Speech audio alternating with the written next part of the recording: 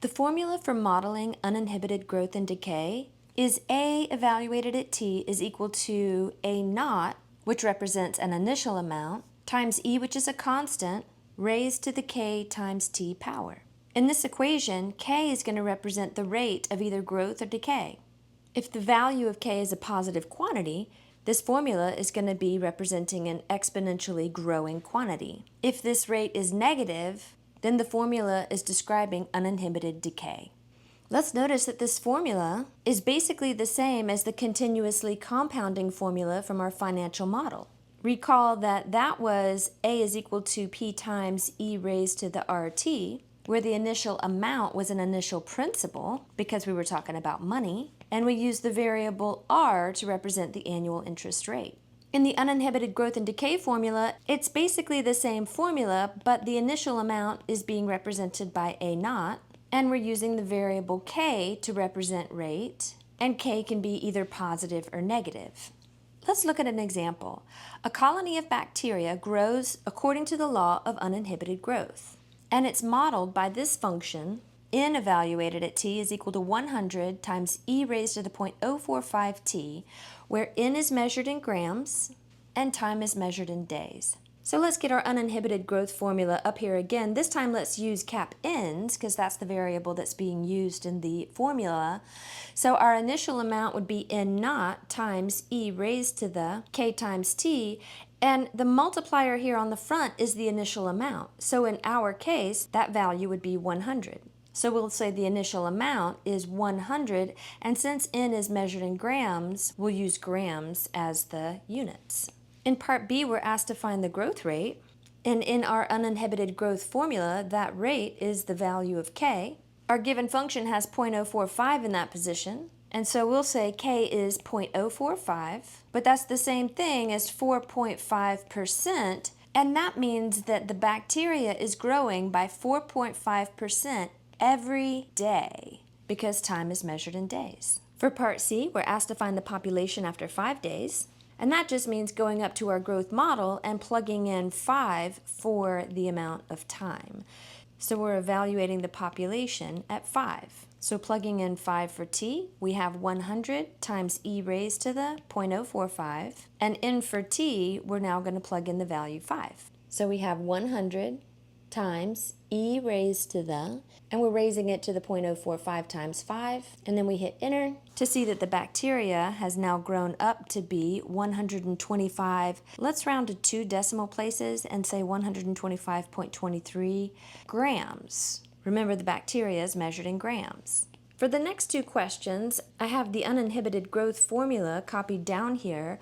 We are in part D asked how long it's going to take for the population to reach 140 grams. So 140 is going to be plugged in for the end amount. We started off with 100, and we're asked to find how long that's going to take. So our variable t is the unknown quantity. Notice again that the variable we're trying to solve for is in the exponent, which makes this an exponential function, and therefore we'll say that logarithms will be needed. But we always want to simplify our equation as much as possible before we bring logarithms into the equation. So that means that we're going to isolate the base that's raised to the variable power by dividing both sides by this 100 on the front here.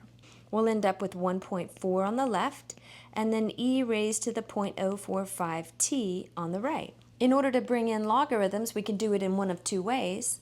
We can either convert the equation to log form, or we can take the log of both sides. Since we have a base e, I'll say take the ln of both sides.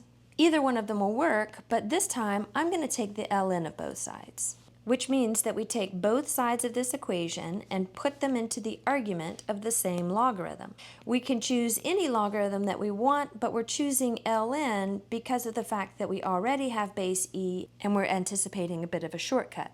Logarithms are brought in order to be able to gain access to their properties, and the power rule property is the one that we are going to use here. So on the left we have the ln of 1.4, and on the right we have 0.045t, which was that exponent, times the ln of e. And hopefully by now we're beginning to recognize that the ln of e evaluates to be 1. So now this becomes, on the left, the ln of 1.4 is equal to 0.045 t. And to solve for t, we need to just divide by 0.045. This leaves us with t is equal to the ln of 1.4 divided by 0.045, but we do need to figure out what that decimal quantity is to gain some understanding of how much time this is. So in our calculator, the ln button is here, and we have the ln of 1.4, close the parens. Let's get a decimal for that and then divide it by 0.045 to see that the amount of time is approximately equal to 7.5 days. And so we'll do something very similar for part E, which says what is the doubling time for the population? Well, since the initial amount was 100, if we double the population, that would be 200 as the end amount. So we're going to plug 200 in for the end amount, and everything else stays the same. We do want to keep our variable t, because that's the unknown quantity. That's what we're trying to solve for. Since t is in the exponent position, we're likely going to need to use logarithms. So we start by isolating the base raised to the power.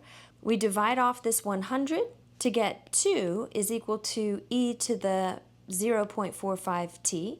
It's now time to bring in logarithms, and we can either convert to log form or take the ln of both sides. Since we took the ln of both sides last time, let's convert to log form this time, which means we write down the word log. The base from exponential form is the base of the logarithm. What we were equal to in exponential form is the argument of the logarithm. And the exponent from exponential form is what our logarithm is equal to. We'll then use the shorthand notation for log base e, which is ln. So we have the ln of 2 is equal to 0.045t. So let's bring that up here in order to give ourselves some more space. And we can solve for t now, again by dividing both sides by 0.045. So t is equal to the ln of 2 divided by 0.045, but we really need a decimal quantity in order to understand how long that is.